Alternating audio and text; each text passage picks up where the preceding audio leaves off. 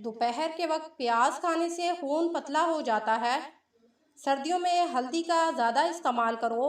सर्दियों में हल्दी ज़्यादा इस्तेमाल करने से जिगर को ताकत मिलती है।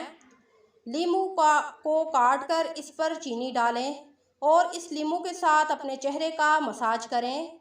मसाज करने के बाद अपने चेहरे को धो लें तो आपका चेहरा खूबसूरत और चमकदार हो जाएगा और आपके चेहरे से गैर ज़रूरी बाल भी ख़त्म हो जाएंगे। अजवाइन का इस्तेमाल जवानी को बरकरार रखता है। बच्चों को खट्टी चीज़ें खाने से परहेज़ कराएं, वरना आपके बच्चों का मैदा ख़राब हो जाएगा और वो ख़तरनाक बीमारी में मुब्तला हो जाएंगे।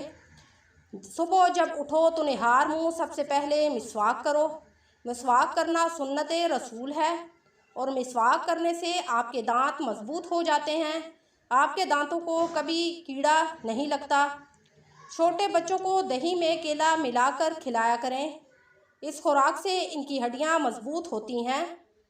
अगर आपको जोड़ों की सख्त तकलीफ़ है तो आप नीम के पत्तों के तेल की मालिश करें अपने बदन की, तो आपको जोड़ों की तकलीफ़ ख़त्म हो जाएगी।